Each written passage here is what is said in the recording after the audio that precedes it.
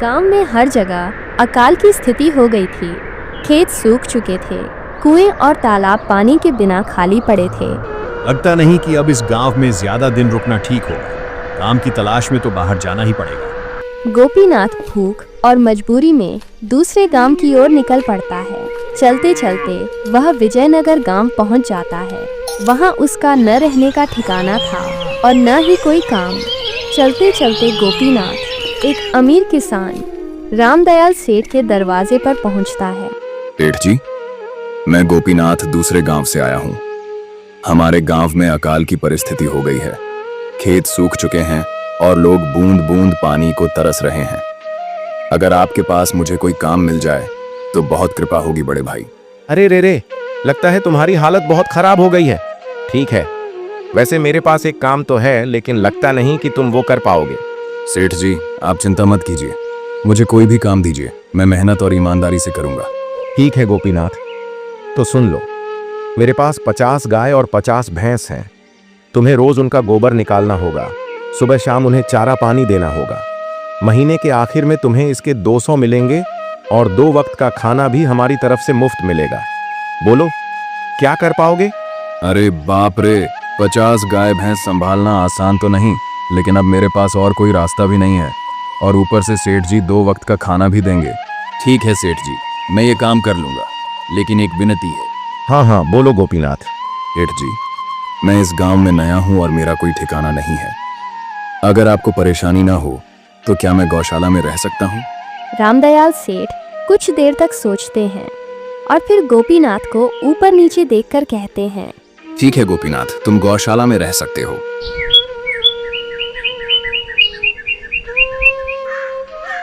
उस दिन से गोपीनाथ गौशाला में ही रहने लगता है।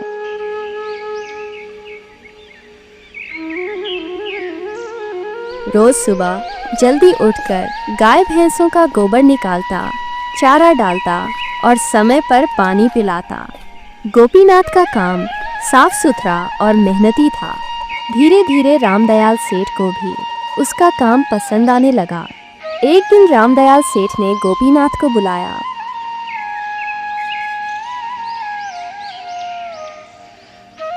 गोपीनाथ, मुझे तुम्हारा काम बहुत पसंद आया है। तुम गाय भैंसों का अच्छा ख्याल रखते हो। अब दूध की गुणवत्ता भी पहले से बेहतर हो गई है और जानवर भी ज्यादा दूध देने लगे हैं। इसलिए मैं आज से तुम्हारी तनख्वाह बढ़ाकर पूरे 400 कर रहा हूँ। बहुत बहुत धन्यवाद सेठ जी, आपके भरोसे के लायक बनना ही मेरी सबसे बड़ी कमाई है। दिन बीतते गए। गोपीनाथ मेहनत और ईमानदारी से काम करता रहा। धीरे धीरे उसने कुछ रुपए भी जमा कर लिए। एक दिन गोपीनाथ ने सोचा, गौशाला में सोते रहते नाक में हमेशा गोबर की गंध ही आती है। अब तो इतने रुपए जमा हो गए हैं कि छोटा सा घर बनवा लूं। गोपीनाथ ने अपना एक छोटा सा घर बनवा लिया। अब वह दिन भर गौशाला में काम करता और खाना खाकर अपने घर में चैन की नींद सोने चला जाता।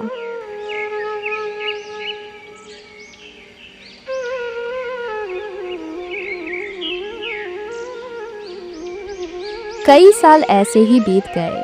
गोपीनाथ की मेहनत और लगन से उसके पास अच्छी खासी रकम जमा हो गई। एक दिन गोपीनाथ रामदयाल सेठ के पास पहुंचा। सेठ जी, आजकल गांव में चोरी की घटनाएं बहुत बढ़ गई हैं। मेरे पास भी कुछ रुपए जमा हैं जो मैंने अपने घर में रखे हुए हैं। दिन भर तो मैं आपके यहाँ काम करता हूँ और घर खाली रहता है। मुझे डर है कि कहीं मेरे रुपए चोरी ना हो जाएं। हाँ गोपीनाथ, तुम्हारी बात बिल्कुल सही है। आजकल गांव में चोरियां बहुत बढ़ गई हैं और जब दिन भर घर खाली रहता है तो खतरा तो रहता ही है। देखो गोपीनाथ, ऐसे समय में गांव में सिर्फ एक ही जगह है जहां तुम्हारा पैसा बिल्कुल सुरक्षित रह सकता है, और वो है जमींदार विक्रम सिंह का घर। क्या जमींदार का घर? हाँ, मैंने सुना है कि जमींदार विक्रम सिंह बहुत ईमानदार और दयालु इंसान हैं। उनके घर पर चौकीदार भी बहुत रहते हैं। चोरी होने की संभावना बहुत कम है। तुम चाहो तो अपने रुपए उनके पास रख सकते हो। अच्छा, ऐसा है क्या सेठ जी? ठीक है, फिर आज ही जाकर जमींदार जी से मिलकर बात करता हूँ।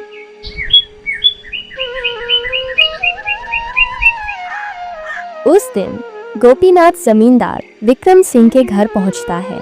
नमस्ते जमींदार जी, मैं गोपीनाथ रामदयाल सेठ के यहाँ काम करता हूँ। कुछ साल पहले ही इस गांव में आया था। अच्छा गोपीनाथ, बोलो क्या काम है मेरे पास? जमींदार जी, मैं सालों से सेठ जी के पास काम कर रहा हूँ और मैंने थोड़े बहुत रुपए भी जमा किए हैं, लेकिन गांव में चोरी की घटनाएं बहुत बढ़ गई हैं। मुझे डर है कि कहीं मेरे रुपए घर में रखे रखे चोरी ना हो जाएं। अच्छा, कितने रुपए हैं तुम्हारे पास? जमींदार जी, यही कोई 5,800 होंगे। वाह, ये तो बड़ी रकम है। मैंने आपकी ईमानदारी के बारे में बहुत सुना है, इसलिए मैं अपनी रकम आपके पास रखने आया हूँ। हाँ गोपीनाथ, तुमने बिल्कुल सही सुना है। तुम्हारे रुपए मेरे पास बिल्कुल सुरक्षित रहेंगे। अब चिंता छोड़ दो। गोपीनाथ अपनी पैसों की थैली जमींदार को दे देता है। गोपीनाथ, ये पूरे 5,800 है। आप चाहे तो गिन लीजिए। गिनने की क्या जरूरत है? तुम तो सेठ जी के आदमी हो, मुझे तुम पर पूरा भरोसा है।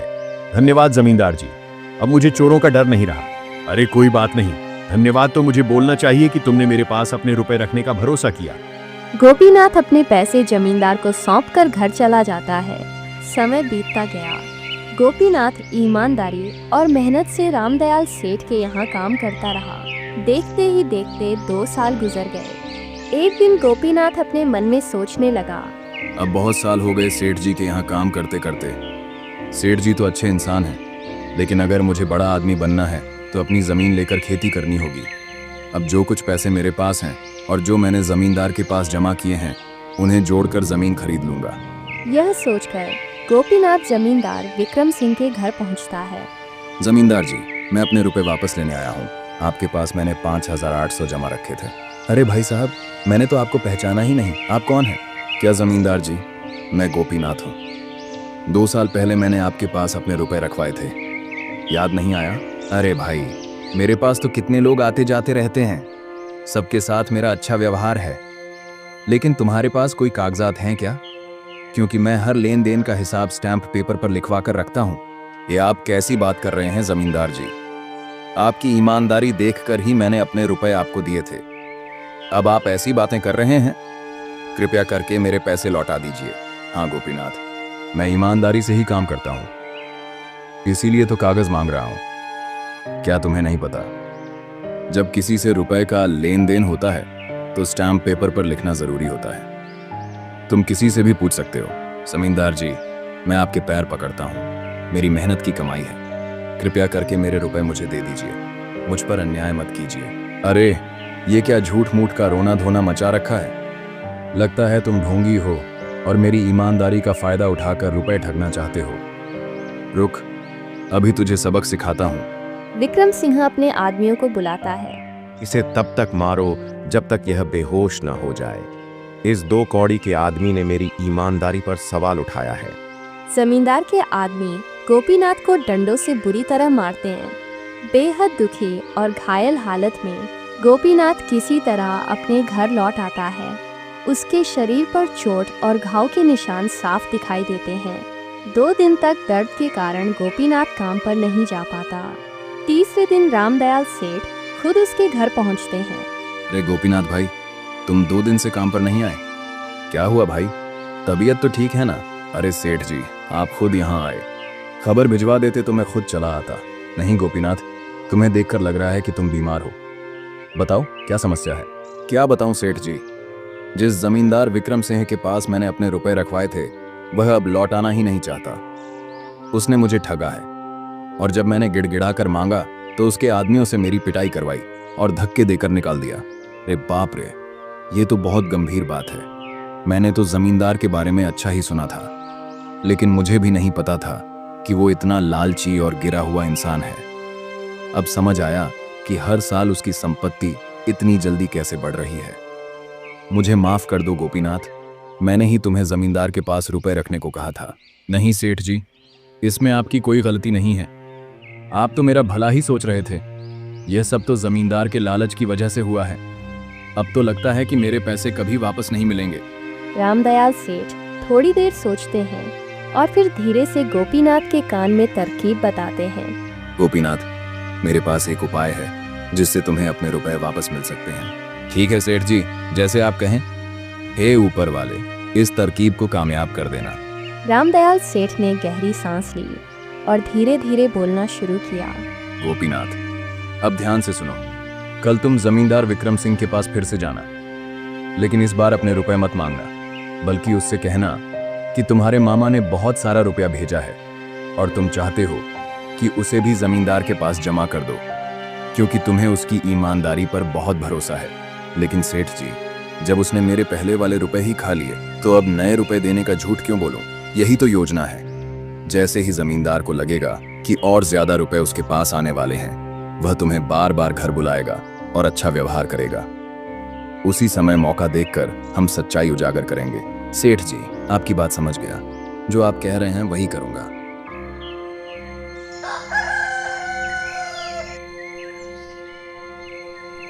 अगले दिन गोपीनाथ थोड़ा संभल कर जमींदार विक्रम सिंह के दरवाजे पर पहुंचा।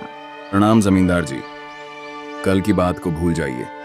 दरअसल मेरे मामा जी ने बहुत बड़ी रकम भेजी है। मैं सोच रहा हूं कि वो भी आपके पास रख दूं। आखिर आपके जैसी ईमानदारी कहीं और कहां मिलेगी? अरे वाह गोपीनाथ, ये तो बहुत अच्छी बात है। देखो, कल की बात को मैं भी भूल गया। आदमी से कभी कभी गलत शब्द निकल ही जाते हैं। तुम बेकार ही नाराज हो गए थे। चलो, कल शाम को तुम रुपए लेकर आ जाना। गोपीनाथ मुस्कुराते हुए चला गया। शाम को वह सीधे रामदयाल सेठ के पास पहुंचा और सारी बात बताई। सेठ जी, आपकी तरकीब सच में काम कर गई। जमींदार अब मुझे नए रुपए देने के लिए बुला रहा है। ठीक है गोपीनाथ, अब आगे की योजना सुनो। कल तुम अकेले मत जाना, मैं भी तुम्हारे साथ चलूंगा, लेकिन हम रुपए का थैला खाली रखेंगे और जब जमींदार थैला गिनने बैठेगा तभी हम सारे गांव वालों को बुलाकर उसकी असलियत सामने लाएंगे।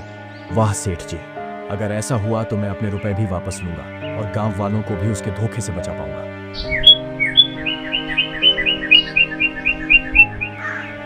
अगली शाम गोपीनाथ और रामदयाल सेठ एक खाली थैला लेकर जमींदार के घर पहुंचे। आओ आओ गोपीनाथ, रुपए लाए ना?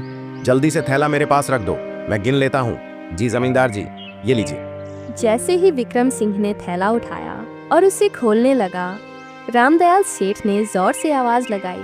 अरे गांव वालों, जरा इधर आओ, देखो जरा इस जमींदार की सच्चाई क्या है। रामदयाल सेठ की तेज आवाज सुनकर पास पड़ोस के लोग दौड़ते हुए जमींदार के घर की ओर आ गए। थोड़ी ही देर में पूरा आंगन गांव वालों से भर गया। क्या हुआ सेठ जी, इतनी जोर जोर से क्यों चिल्ला रहे हैं? हाँ हाँ बताइए, मामला क्या है? गांव वालों, देखो इस जमींदार की चालाकी। ये भोले भाले लोगों से रुपए लेता है और बाद में मुकर जाता है। ये जो थैला अभी इसे दिया गया था, ये खाली है, लेकिन यह इसे गिनने के लिए तैयार बैठा था। सोचो, अगर सचमुच रुपए होते तो क्या कभी ये लौटाता? गांव वाले एक दूसरे की ओर देखने लगे। कई लोगों के चेहरे पर गुस्सा और आक्रोश साफ दिख रहा था। अरे, ये तो बहुत बड़ा धोखेबाज निकला। मैंने भी पिछले साल कुछ रुपए रखवाए थे, लेकिन जब मांगने गया तो तरह तरह के बहाने बनाने लगा, और मैं भी गवाह हूँ। मेरे चचेरे भाई के रुपए भी इसने दबा लिए थे। अरे अरे, सुनो तो सही, मैं तो बस मजाक कर रहा था। मैं किसी के रुपए नहीं खाता। गोपीनाथ भाई, तुम चिंता मत करो, तुम्हारे रुपए मैं आज ही लौटा दूंगा। नहीं जमींदार, अब तुम्हारा मजाक कोई नहीं मानेगा। तुम्हें सबके रुपए वापस करने होंगे, वरना गांव वाले तुम्हें पंचायत में घसीट ले जाएंगे। विक्रम सिंह डर के मारे थर थर कांपने लगा। उसे अपनी प्रतिष्ठा और जान दोनों का भय सताने लगा। ठीक है, सबके रुपए मैं लौटा दूंगा। अगले ही दिन पंचायत बुलाई गई। सभी ग्रामीणों के सामने जमींदार को मजबूर होकर हर किसी का पैसा लौटाना पड़ा। गोपीनाथ को भी उसके पूरे 5,800 वापस मिल गए। धन्यवाद सेठ जी, अगर आप न होते तो मैं अपनी मेहनत की कमाई हमेशा के लिए गंवा बैठता। गोपीनाथ, ईमानदारी और बुद्धि से हर मुश्किल हल हो जाती है, और याद रखो, रुपए हमेशा लिखित में ही जमा करो।